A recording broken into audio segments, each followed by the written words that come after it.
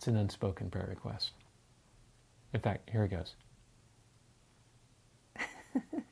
Get it? Unspoken. Love Ed with Julie and MJ. Ever wish there was a verse in the Bible that just comes out and says point blank, this is what God's will is? Well, there is a verse that does just that, and we're going to share it today on Love Ed with Julie and MJ. There are actually a total of 3 verses within the Holy Writ which declare this is the will of God. Awesome. And believe it or not, one of those verses has to do with sex. Awesome. We're going to look at that verse today as we continue our current series, Premarital Sex and the Scriptures. That passage is 1 Thessalonians 4:3, which begins, "For this is the will of God, your sanctification."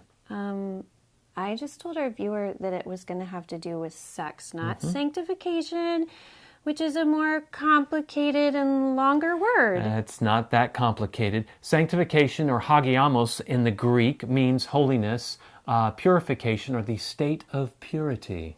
Given that definition, I bet you can predict how it goes with sex. Indeed, the full verse reads, "For this is the will of God, your sanctification, that you abstain from sexual immorality." And as we already expressed earlier in this series, sexual immorality includes all sexual activity outside the bonds of marriage. That said, if you haven't been keeping up with this series, but you truly want to know what God's will says about premarital sex, we urge you to start at the beginning. However, in this part of the series, we've been talking about how to deal with intense sexual urges when marriage seems a distant reality. Assuming on the off chance you might know someone out there that fits that description.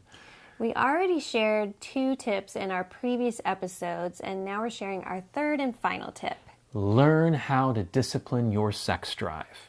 And that's not just our advice, that's straight out of 1 Thessalonians 4. Yes, because Paul goes on to clarify what the sanctification God wants for us looks like in verses 4 and 5. That each one of you know how to control his own body in holiness and honor, not in the passion of lust like the Gentiles who do not know God. You know, I read a lot of negative press about the purity culture, as if encouraging sexual purity is legalistic, repressive, even unhealthy or unrealistic in today's culture. But the biblical prescription for sexual abstinence before marriage and monogamy in marriage has always seemed unrealistic or unhealthy to those who don't know God. Sí, señorita.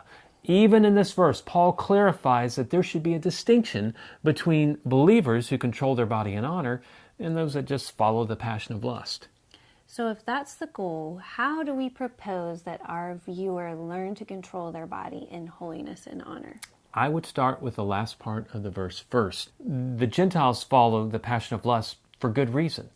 They don't know God. So we need to know God. In fact, the more we focus on our relationship with the Lord, learn to follow His Spirit, fall more in love with who He is, the more we want and are able to follow His ways, such as controlling our body in holiness and honor. Yeah, because the more you truly get to know Him, the more you grow to love and trust Him. And the more you love and trust Him, the more you desire to follow His design. Yeah, and along with pursuing a relationship with God, we've made several other video series already to help in this area, one of them being the top 10 benefits of saving sex for marriage. So does that one have solid tips for staying sexually pure? Well, yes and no. Nice political answer. It's the season. But seriously, the reality is many things we don't do not because we don't know how, but because we don't want to. It's not the how to that's the problem, it's the want to. Yes, and that is totally me with not eating sugar. Why did you have to bring that up?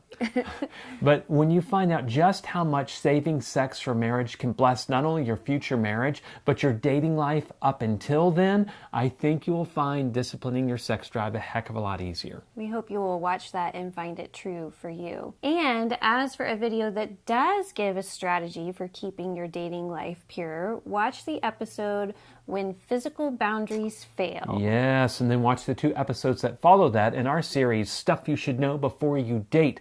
That's where we share the one single sex boundary for a happy dating today and happy marriage in the future.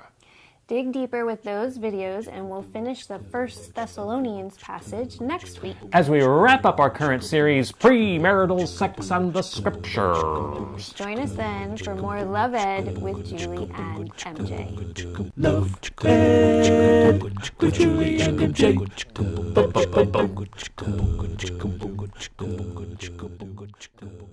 However, in this part of the series, we've been dealing with intense sexual. No, we've been dealing with intense sexual urges. That's part of my problem.